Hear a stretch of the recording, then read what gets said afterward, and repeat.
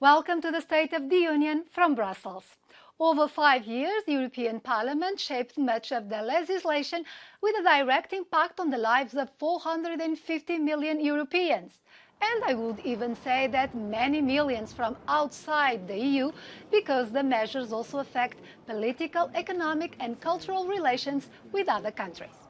In the last plenary session before the European elections in June, there was a marathon of votes. No less than 89 legislative texts and 7 resolutions in 4 days. At the opening of the session, the Parliament's President summarized her assessment of the mandate. We have listened, we have learnt, we have burst through the Brussels and Strasbourg bubbles to engage with and reach out to people across Member States. We have worked hard to ensure that this House is more efficient, more effective and fit for purpose. We have made it more open and more independent. We have negotiated and balanced budgets. We have ensured that this is a place of work that people feel proud and feel safe at. We have done all of this together. However, this very last plenary session was marked by yet more allegations of foreign interference.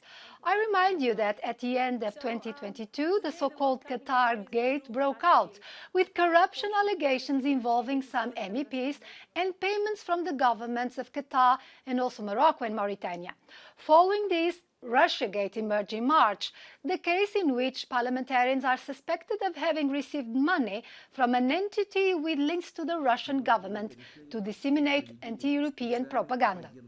And then this week, Chinagate broke out following police allegations that an advisor to a far-right German MEP from the AfD could be spying for China. One of the leaders of the Greens list for the elections issued a warning. After Russiagate, now there are new suspicions of espionage for China, also from assistance from this Parliament. And it has become absolutely clear. These people on the far right, they are not patriots. They are not serving the interest of the European citizens, but the interest of dictatorships and autocracies. And this makes it even more important, colleagues, to build strong, pro-European, constructive majorities in the next European Parliament. In this program, we recall what stood out most on the European political agenda of the week. But this time we will also anticipate an event from next week, referring to a moment in the past. I will explain. May 1st marks the 20th anniversary of the so-called Big Bang enlargement of the EU, where the bloc went from 15 to 25 member states. There will be many celebrations and debates about the impact of countries joining, especially from the east of the bloc. At the beginning of the week, I had the opportunity to reflect on the topic with a former Hungarian European Commissioner, who is now Secretary General of the Foundation for European Progressive Studies, Laszlo Andor. In a somehow telegraphic way, how would you describe the most positive and the most negative impact of the big enlargement in 2004, both for the Union and for the newcomers at the time? Well, 20 years is a short time in history, but I think we can already say that the overwhelming experience is very positive for the accession countries after joining the European Union. If you want to sum up in a nutshell what it means, it's stability and prosperity. Most of these countries, for most of the time, experienced very dynamic economic growth, which in the long run can lead to a sustainable convergence with the Western European countries. And the less positive aspects?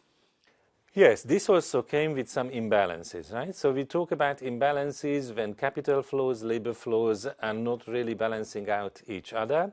And it's quite clear that for most of the time, capital comes from west to east.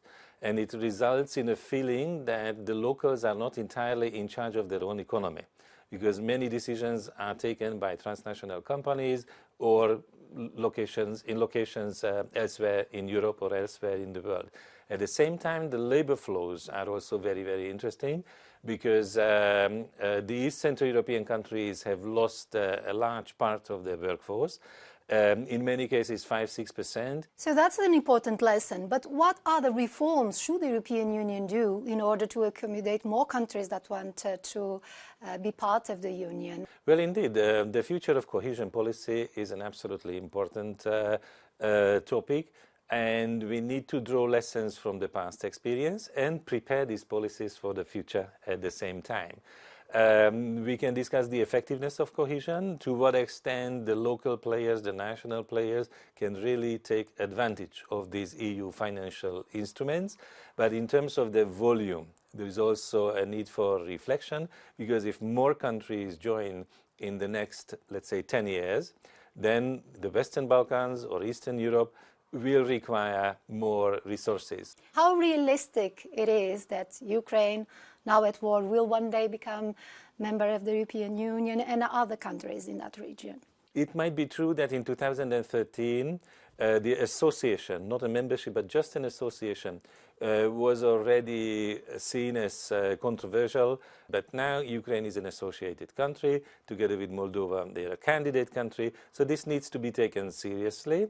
And the EU should help implementing further reforms, whether they are economic ones or other type. Laszlo, Andor, thank you very much for your contribution. Thank you. Let's end the program with another small history lesson, in this case about Portugal. This member state of the Union has lived in democracy for 50 years, after overthrowing one of the longest fascist dictatorships in Europe.